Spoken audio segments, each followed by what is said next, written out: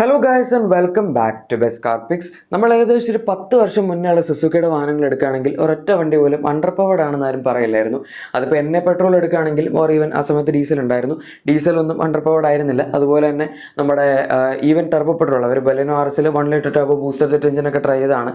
അത് അധികം ആൾക്കാർ വാങ്ങാത്തവർ നിർത്തി. എന്തായാലും ഇപ്പോഴത്തെ സാഹചര്യത്തിൽ അങ്ങനെയൊന്നുമല്ല, മൈലേജ് ആണ് അവരുടെ മെയിൻ ടാർഗറ്റ്. അത് പണ്ട് ഏകദേശം അങ്ങനെ തന്നെയായിരുന്നു. പക്ഷേ പണ്ട് പെട്രോളിന് ഇത്ര മൈലേജ് കിട്ടില്ലായിരുന്നു, ഡീസലിനായിരുന്നു മൈലേജ് ഉണ്ടായിരുന്നത്. ഇപ്പോൾ പക്ഷേ ഒരു പെട്രോളിന് മൈലേജ് മാക്സിമം ഉണ്ടാക്കാൻ നോക്കി അവസാനം എഞ്ചിൻ്റെ പവറെല്ലാം പോയി. ഇപ്പോൾ വരുന്ന 1.2 3 സിലിണ്ടർ എണ്ണ ആയിക്കോട്ടെ, അതിന് വലിയ പവറില്ല. അതുപോലെ 1.5 എണ്ണ 4 സിലിണ്ടർ, അതിനും വലിയ പവറില്ല. പ്രത്യേകിച്ച് ഓട്ടോമാറ്റിക് കൊണ്ട് എടുക്കുകയാണെങ്കിൽ വണ്ടി ഭയങ്കര സ്ലോ ആണ്. അങ്ങനെ ഇരിക്കുന്ന സമയത്താണ് ഇവരുടെ പുതിയ 2035 വരെയുള്ള റോഡ് മാപ്പ് ഇവർ അനൗൺസ് ചെയ്യുന്നത്. ഒരുപാട് പുതിയ കാര്യങ്ങൾ സുസുക്കി അടുത്ത 10 വർഷത്തിനുള്ളിൽ പ്ലാൻ ചെയ്യുന്നുണ്ട്.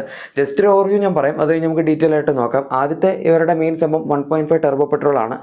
പിന്നെ പ്ലഗ് ഇൻ ഹൈബ്രിഡ് വാഹനങ്ങളാണ്. ഇവർ ഇഷ്ടംപോലെ മൈൽഡ് ഹൈബ്രിഡ്, സ്മാർട്ട് ഹൈബ്രിഡ്, പിന്നെന്താ ഫുൾ ഹൈബ്രിഡ് വണ്ടികളൊക്കെ ഇറക്കുന്നുണ്ടെങ്കിലും പ്ലഗ് ഇൻ ഹൈബ്രിഡ് വാഹനങ്ങൾ അധികം ഇറക്കിയിട്ടില്ല, ഓർ ഈവൻ ഇതുവരെ ഇവിടെ ഒന്നും ഇറക്കിയിട്ടില്ല.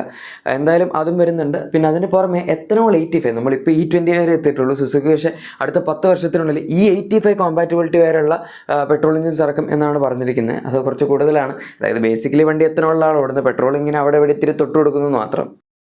ഇപ്പോൾ നിങ്ങൾക്ക് ഏകദേശം ഒരു ഐഡിയ കിട്ടി കാണും. ഇനി നമുക്ക് ഇവരുടെ റോഡ് മാപ്പ് എങ്ങനെയാണ് എന്നൊന്ന് ഡീറ്റെയിൽ ആയിട്ട് നോക്കാം. ഇതിനകത്ത് 2025 മുതൽ 2035 വരെയുള്ള ഇവരുടെ വാഹനങ്ങളുടെ കംപ്ലീറ്റ് പ്ലാൻ എല്ലാം പറഞ്ഞിട്ടുണ്ട്. വണ്ടികൾ ഇൻ ദ സെൻസ് ഏത് വണ്ടിയാണ് വരുന്നതെന്നുള്ളതല്ല, പക്ഷേ പവർ ടൺ ഓപ്ഷൻസിനെ പറ്റിയാണ് കൂടുതലും ഫോക്കസ് ചെയ്തിരിക്കുന്നത്. സോ ഇതിനകത്ത് 1.5 ലിറ്റർ എണ്ണ പെട്രോളിനകത്ത് ഇലക്ട്രിക് ജനറേറ്റർ വരുന്ന മോഡൽ 2030 മുതൽ 35 ഇടയിലായിട്ടാണ് അവർ പ്ലാൻ ചെയ്തിരിക്കുന്നത്. അതുപോലെ നമ്മുടെ 1.5 ടർബോ പെട്രോൾ, അതിൻ്റെ അകത്തും ഇലക്ട്രിക് ജനറേറ്ററുള്ള മോഡലാണ് വരുന്നത്. പക്ഷേ അതിൻ്റെ ഒരു ഇൻട്രൊഡക്ഷൻ 2030 ാണ് പറഞ്ഞിരിക്കുന്നത്. അഗൈൻ അത് വളരെ നല്ലൊരു കാര്യമാണ്. കാരണം നമ്മൾ ഇന്നത്തെ സാഹചര്യത്തിൽ നോക്കുകയാണെങ്കിൽ ടർബോ പെട്രോൾ എഞ്ചിൻസ് വളരെ കോമൺ ആണ്. 1 ലിറ്റർ ടർബോ ബൂസ്റ്റർ ജെറ്റ് സുസുക്കിക്കും വരുന്നുണ്ട്, പക്ഷെ അത് അവരാകെ ഫ്രോങ്സിൽ മാത്രമേ കൊടുക്കുന്നുള്ളൂ. അതിൻ്റെ ഒരു ലോജിക്ക് എന്താണെന്ന് എനിക്ക് ഇത്രയും കാലമായിട്ട് മനസ്സിലായിട്ടില്ല. ഫ്രോങ്സിൽ മാത്രമായിട്ട് അവർ 1 ലിറ്റർ ടർബോ കൊടുക്കുന്നു എന്നുള്ളത്. വേണമെങ്കിൽ പുതിയ ജനറേഷൻ സ്വിഫ്റ്റിൽ കൊടുക്കാം. അതിൻ്റെ അകത്ത് 3 സിലിണ്ടർ എഞ്ചിന് അവർ മൈലേജ് നോക്കാൻ വേണ്ടി ഒരു രീതിയിൽ കൊടുത്തു 1.2 ലിറ്റർ. പക്ഷേ 1 ലിറ്റർ ടർബോ പെട്രോൾ എന്ന് പറഞ്ഞാൽ ഒബ്വിയസ്ലി നല്ല പവർഫുൾ ആയിട്ടുള്ളൊരു എഞ്ചിനാണ്. പിന്നെ വണ്ടി ലൈറ്റ് ആയതുകൊണ്ട് നല്ല ക്വിക്കായിട്ടുള്ള ആക്സലറേഷൻ നമുക്ക് കിട്ടും. ഈ എഞ്ചിൻ തന്നെ വേണമെങ്കിൽ അവർക്ക് ബ്രസേൽ വരെ കൊടുക്കാം, അത്രയും കേപ്പബിൾ ആയിട്ടുള്ളൊരു എഞ്ചിനാണ്. ആ ഒരു പ്രൈസ് പോയിന്റിൽ മിക്ക വണ്ടികളും 1 ലിറ്റർ ടർബോ ആണ് വരുന്നത്. അത് കൊടുത്തിരുന്ന ബ്രസേൽ ടാക്സും കുറഞ്ഞേനെ. ഇപ്പോൾ GST കട്ടൊക്കെ കഴിഞ്ഞിട്ടും ബ്രസേൽ 40% GST വരുന്നുണ്ട് ടോട്ടൽ ടാക്സ് ആയിട്ട്. പക്ഷേ ഇത് അവർ 1 ലിറ്റർ ടർബോ കൊടുക്കുകയാണെങ്കിൽ 18% വരുള്ളൂ. സോ നല്ല രീതിയിൽ പ്രൈസ് കുറയും. ഏതായാലും അതോടെ നിൽക്കട്ടെ. ഇനി അടുത്ത ഇൻട്രൊഡക്ഷൻ വരുന്ന ഹൈബ്രിഡ് ഇലക്ട്രിക് വാഹനങ്ങളിലാണ്. അതിൻ്റെ അകത്തിൽ നമ്മുടെ സെൽഫ് ചാർജിങ് ഹൈബ്രിഡ് വാഹനങ്ങൾ 2025 മുതൽ 30 വരെയൊക്കെ അവർ ഡെവലപ്പ് ചെയ്യും. അത് കഴിഞ്ഞ് 2030 മുതൽ 35 പ്ലഗ് ഇൻ ഹൈബ്രിഡ് വാഹനങ്ങളുടെ ഇൻട്രൊഡക്ഷൻ വരുന്നത്. അത് കഴിഞ്ഞ് 35 ആകുമ്പോഴേക്കും next generation plug in hybrid വാഹനങ്ങളാണ് അവർ പ്ലാൻ ചെയ്തിരിക്കുന്നത്. ഈ പ്ലഗ് ഇൻ ഹൈബ്രിഡ് വാഹനങ്ങൾ എന്ന് പറയുമ്പം നേരത്തെ പറഞ്ഞ പോലെ സുസുക്കിക്ക് ഇപ്പം നിലവിൽ വരാത്തൊരു സംഭവമാണ്. പക്ഷേ നല്ല പൊട്ടൻഷ്യൽ ഉള്ളൊരു പരിപാടിയാണ്. കാരണം നമുക്ക് ഒരു എഞ്ചിൻ അവൈലബിൾ ആണ്, പക്ഷേ ബാറ്ററി വരുന്നത് സെൽഫ് ചാർജിങ് ഹൈബ്രിഡ് പോലെ വളരെ ചെറിയ ബാറ്ററി ആയിരിക്കില്ല. ഇപ്പോൾ നമ്മുടെ ഗ്രാൻഡ് വിറ്റാര, ഹൈ റൈഡർ അതൊക്കെ നോക്കുകയാണെങ്കിൽ ഒരു 0.8 kWh ബാറ്ററി പാക്കാണ് അതിനകത്ത് കൊടുത്തിരിക്കുന്നത്. വളരെ ചെറുതാണ്, അതുകൊണ്ട് തന്നെയാണ് എഞ്ചിനെ ചാർജ് ചെയ്യാൻ പറ്റുന്നത്. പക്ഷേ പ്ലഗ് ഇൻ ഹൈബ്രിഡ് വാഹനങ്ങളിലേക്ക് വരുമ്പോഴേക്കും അതിൻ്റെ അകത്ത് പൊതുവെ 5 kWh ആയിക്കോട്ടെ, 10 kWh ആയിക്കോട്ടെ, ഓർ ഈവൻ 20 kWh വരെയുള്ള ബാറ്ററി സൈസൊക്കെ കൊടുക്കാറുണ്ട്. സോ അതുകൊണ്ട് തന്നെ എഞ്ചിൻ ഒറ്റയ്ക്ക് ചാർജ് ചെയ്യുക എന്ന് പറയുന്നത് നടക്കുന്ന കാര്യമല്ല. അങ്ങനെ വരുമ്പം നമ്മൾ അത് അഡീഷണൽ ആയിട്ട് പുറത്തുനിന്ന് ചാർജ് ചെയ്യേണ്ടി വരും, ഓർ അകത്തുനിന്ന്. എങ്ങനെയാണെന്ന് വെച്ചാൽ നമ്മൾ ബാറ്ററി ചാർജ് ചെയ്യേണ്ടി വരും. പക്ഷേ ബാറ്ററി ചാർജ് ചെയ്യുമ്പോഴുള്ള ഗുണം നമുക്കതിൻ്റെ EV ഓൺലി റേഞ്ച് കൂടുതലായിരിക്കും. സെൽഫ് ചാർജിങ് ഹൈബ്രിഡ്സിൽ EV ഓൺലി റേഞ്ച് വളരെ കുറവാണ്. 3-4 കിലോമീറ്റർ ഒറ്റയടിക്ക് ഓടുമ്പോൾ തന്നെ പിന്നെ എഞ്ചിൻ ഓണായി ബാറ്ററി ചാർജ് ചെയ്യേണ്ടി വരും. പക്ഷേ ഇതിൻ്റെ അകത്ത് അങ്ങനെ ഒരു പ്രശ്നമില്ല. നമുക്ക് വേണമെങ്കിൽ ഒരു 50 to 80 കിലോമീറ്റേഴ്സ് വരെയൊക്കെ EV ഓൺലി റേഞ്ച് കിട്ടുന്ന ഇഷ്ടംപോലെ വാഹനങ്ങളുണ്ട്. അതുകൊണ്ട് അങ്ങനെ ഒരു ടെക്നോളജി ഇവിടെ കൊണ്ടുവരാൻ പറ്റുകയാണെങ്കിൽ നമുക്ക് ഈ ഇലക്ട്രിക് വാഹനങ്ങളുടെ റേഞ്ച് ആൻസൈറ്റി ഒന്നും ഇല്ലാത്ത, എന്നാൽ ബാറ്ററിയുടെ പവർ തീരുമ്പം എഞ്ചിൻ വെച്ച അത്യാവശ്യ സാഹചര്യങ്ങൾ, ഇപ്പം അടുത്തൊരു നമ്മുടെ ചാർജിങ് സ്റ്റേഷൻ വരെ ഓടിച്ചു പോകാനുള്ള റേഞ്ചൊക്കെ കിട്ടുന്ന രീതിയിൽ തന്നെയാണ് പ്ലഗ് ഇൻ ഹൈബ്രിഡ് വാഹനങ്ങളുള്ളത്. പിന്നെ ബാറ്ററിയും മോട്ടറും രണ്ടും കൂടെ കമ്പൈൻഡ് ആയിട്ടുള്ള ഔട്ട്പുട്ട്, അതായത് ബാറ്ററി എഞ്ചിനും രണ്ടും കൂടെ കമ്പൈൻഡ് ഔട്ട്പുട്ടും ഈ നമ്മുടെ പ്ലഗ് ഇൻ ഹൈബ്രിഡ് വാഹനങ്ങളിൽ ഉപയോഗിക്കാൻ പറ്റും. അതുകൊണ്ട് നോർമൽ ഒരു ഫുൾ ഹൈബ്രിഡ് സിസ്റ്റത്തിൻ്റെ മൈലേജും ഇതിന് കിട്ടും. പിന്നെ വരുന്ന ബോൺ ഇലക്ട്രിക് വാഹനങ്ങളാണ്. അതിൻ്റെ അകത്ത് ഉള്ള കുറച്ച് വണ്ടികളൊക്കെ ഇവിടെ തന്നെ ഇപ്പോൾ ഇൻട്രൊഡ്യൂസ് ചെയ്ത് തുടങ്ങിയിട്ടുണ്ട്. B സെഗ്മെൻറ്റിലൊരു വണ്ടി വരുന്നതായിട്ട് 2025 to 30 അവർ പ്ലാൻ ചെയ്തിട്ടുണ്ട്. അതുപോലെ തന്നെ ഒരു K സെഗ്മെൻറ്റിൽ, അതായത് ഒരു 3.67 മീറ്റേഴ്സിനടുത്ത് ലെങ്ത്തുള്ള ഒരു ഇലക്ട്രിക് വാഹനം വരുന്നതായിട്ട് പറഞ്ഞിട്ടുണ്ട്. പിന്നെ ഒരു A സെഗ്മെൻറ്റ് വണ്ടിയും ഇലക്ട്രിക് വാഹനങ്ങളുടെ കേസിൽ വരുന്നതായിട്ട് അവർ പറഞ്ഞിട്ടുണ്ട്. ഇതൊക്കെയാണ് സംഭവം. 2030 ശേഷം സെക്കൻഡ് ജനറേഷൻ ഇലക്ട്രിക് വാഹനങ്ങളായിരിക്കും അവർ ഇറക്കാൻ പോകുന്നത്.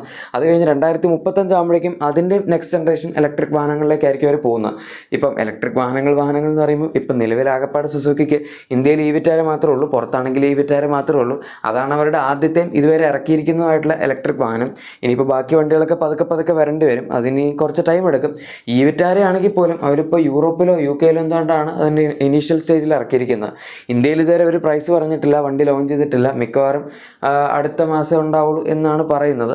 സോ എന്തായാലും അടുത്ത മാസമല്ല, ചിലപ്പം നവംബർ ആവും എന്നൊക്കെ പറയുന്നുണ്ടായിരുന്നു. അതെന്തായാലും നമുക്ക് നോക്കാം. ഈ വിറ്റാര എന്ന് പറയുമ്പം അവരുടെ ആദ്യത്തെ വണ്ടി നന്നായിട്ട് പ്രൈസി ആണെങ്കിൽ ഉറപ്പായിട്ടും സക്സസ്ഫുൾ ആവാൻ ചാൻസ് ഉള്ളൊരു വണ്ടിയാണ്.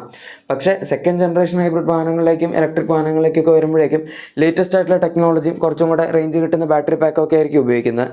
പിന്നെ സുസുക്കി ലിഥിയം അയൺ ബാറ്ററീസിൻ്റെ പ്രൊഡക്ഷനും ഇന്ത്യയിൽ തുടങ്ങിയായിരുന്നു. അവരുടെ ഈ വിറ്റാര പ്രൊഡ്യൂസ് ചെയ്യുന്ന ആ ഒരു ഫാക്ടറിയിൽ തന്നെ ചെറിയ ബാറ്ററി പാക്കാണ് ഇപ്പോൾ പ്രൊഡ്യൂസ് ചെയ്യുന്ന ഹൈബ്രിഡ് വാഹനങ്ങൾക്ക് വേണ്ടിയുള്ളത്. പക്ഷേ ലേറ്റസ്റ്റ് സ്റ്റേജിൽ ചിലപ്പം അവർക്ക് വലിയ ബാറ്ററി പാക്കൊക്കെ പ്രൊഡ്യൂസ് ചെയ്യാൻ പറ്റുമെങ്കിൽ നമുക്കിവിടെ ലോക്കലി സോഴ്സ് ചെയ്യാൻ പറ്റുന്ന ഇതുപോലത്തെ വലിയ ഇലക്ട്രിക് വാഹനങ്ങളുടെ ബാറ്ററി പാക്കും ഉപയോഗിക്കാൻ പറ്റും. ഇപ്പം നിലവിൽ BYDയുടെ ബ്ലേഡ് ബാറ്ററി ടെക്നോളജിയിലാണ് അവർ ഉപയോഗിക്കുന്നത് ബാറ്ററി പാക്സ്.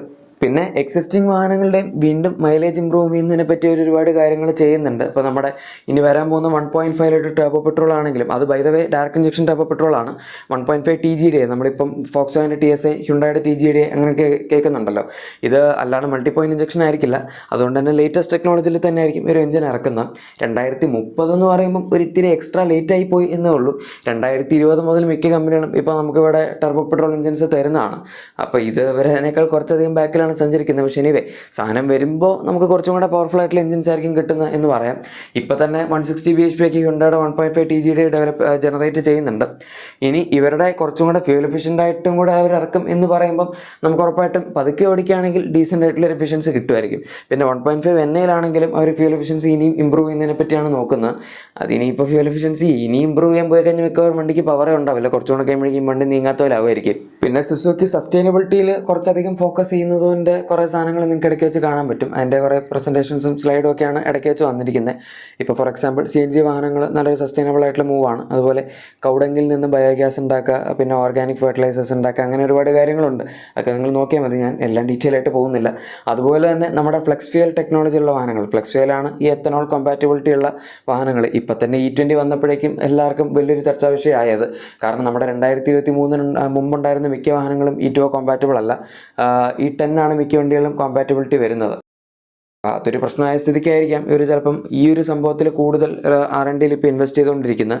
ആൻഡ് E85 എന്ന് പറഞ്ഞാൽ ഒരു രീതിയിലും ഒരു ചെറിയ കാര്യമല്ല. നമ്മൾ നേരത്തെ പറഞ്ഞായിരുന്നല്ലോ, ബേസിക്കലി 85% എത്തനോളും 15% മാത്രമാണ് അതിനകത്ത് പെട്രോൾ വരുന്നത്.